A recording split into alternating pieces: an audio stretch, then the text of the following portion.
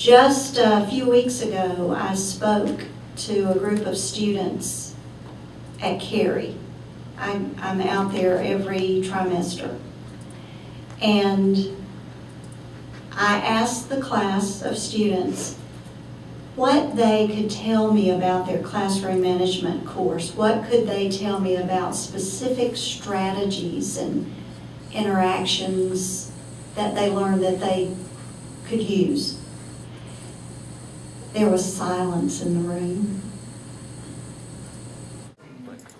This university, standing behind me, the first time in Mississippi that I think it's groundbreaking that we've had a university now talking about this and actually endorsing putting an end to paddling. I asked some of the C&I professors specifically about social and emotional development and guidance, how guidance should be consistent with what we know about children and their development. And they told me that was embedded in a methods course. And I came with this wooden board that I was issued on my first day as a teacher, okay? And I was 21 years old, just out of college, having to teach 18, 19, and 20-year-olds. And I asked someone, I can't remember the professor's name, but this person is professional, the proper way to hit.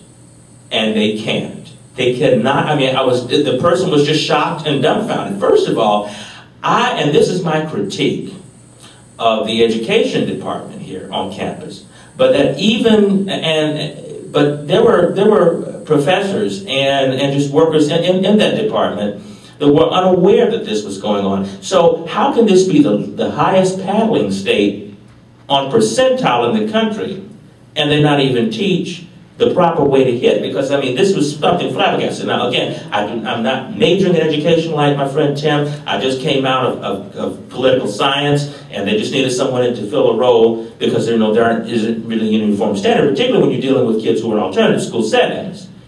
So you have a mixed bunch right there. So they told me to hit, and this was my classroom management 101. This was an insult to my education. No one has told me any proper way to this day how to hit, and that's the question that I think should be before us. Thank you.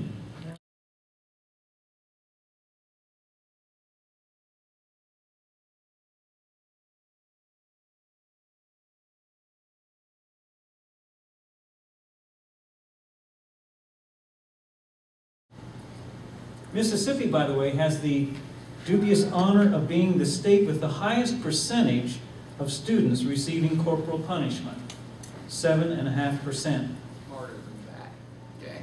Kids can figure out, wait a minute, you're telling me this, but you're doing this. So which do I tend to more, what you're telling me or what you're showing me?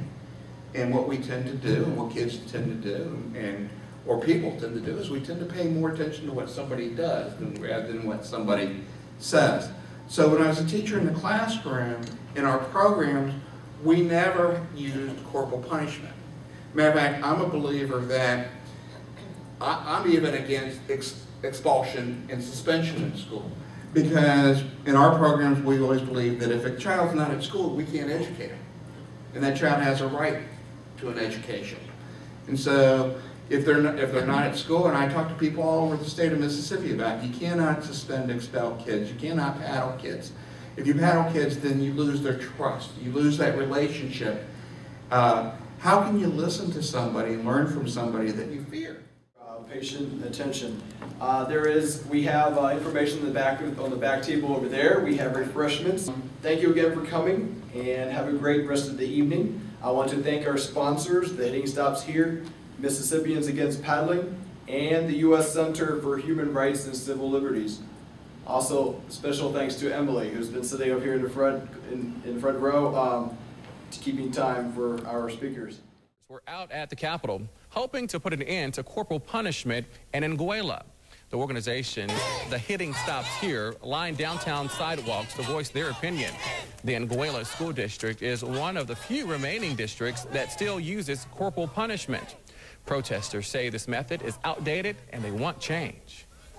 We in Mississippi are among the last remaining schools that still use this ineffective, brutal practice. And I don't want to be, when I get out there next year to become a teacher, you better not put a paddle in my hand, because you are insulting me as a person.